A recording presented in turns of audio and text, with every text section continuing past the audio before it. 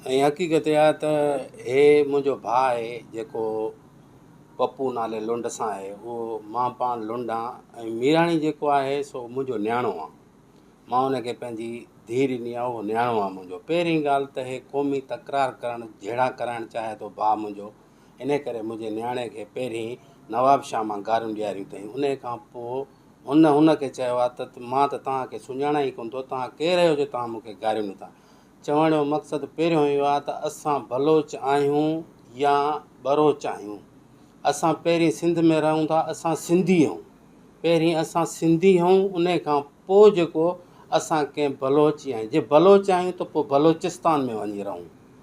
सभिनि बलोचनि खे मुंहिंजो इहो आहे त जे बलोच असां न आहियूं, असां बिल्कुलु 100% सिंधी आहियूं। उन खां पोइ जेको मुंहिंजो भाउ आहे, इहो ज़ाती दुश्मनी ते लही आयो आहे। इन खे सेखारण वारो बि मां आहियां। इन खे इहो स्टेशन ते कमु कंदो। इहो माण्हू चवे छा थो, चाहे छा थो। अगरि मां ग़लति हां त कंहिं वॾेरे कंहिंखे दांह ॾिए, बाक़ी हे गारियूं रखे थो, गंद रखे थो।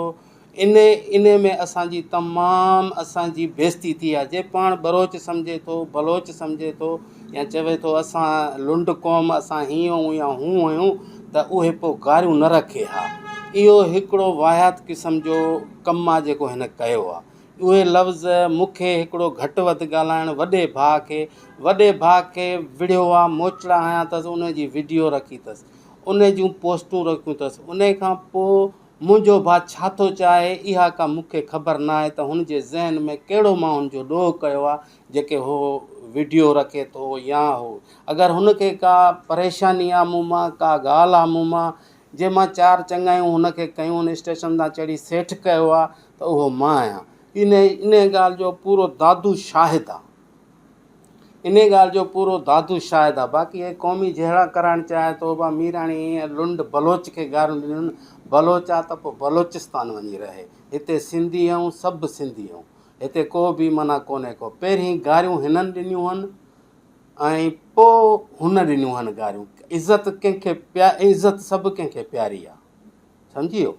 हिनमहिल मां प्रेस, इन करे मां आला अफ़सरनि खे चवां थो, मां IG सिंध खे, मुराद अली शाह खे अपील थो कयां, मां SSP दादू खे अपील थो कयां त कल्ह मुंहिंजे मथां ताज़ी फायरिंग थी आहे। जेको मां हैदराबाद मां लथो आहियां, मूं ते इन्हनि फायरिंग करे ऐं इन्हनि नालो छा, मूंखे हिरासा मारण जी कोशिशि कई, जंहिंजी मूं NC B सेक्शन थाणे ते कटराई आहे।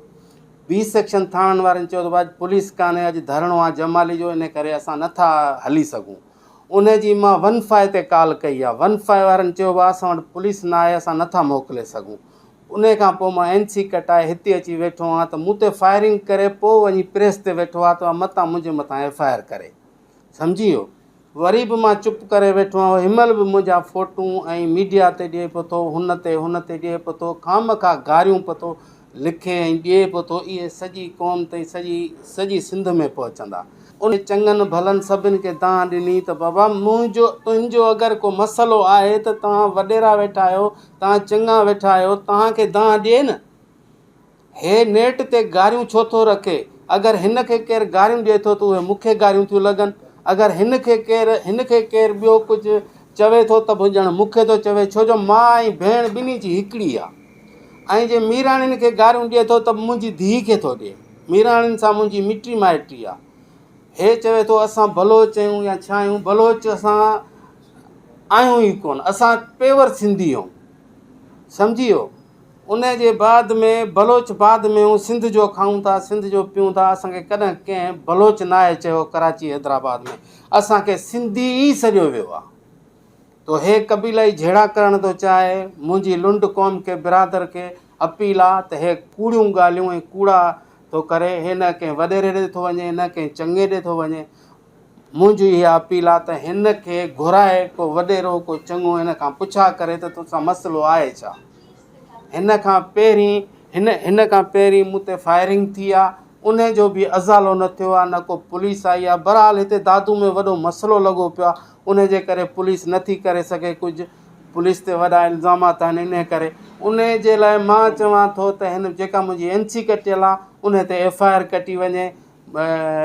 SP दादू खे मुंहिंजी अपील आहे, DIG हैदराबाद खे, IG सिंध खे मुराद अली शाह खे मुंहिंजी अपील आहे त मुंहिंजो इहो जेको भाउ आहे इनखे इन हथियारनि में ऐं इन फायरिंग में सुभाणे को नुक़सानु करे विझंदो, इनखे ॿधियो वञे, इन ते FIR कटी वञे।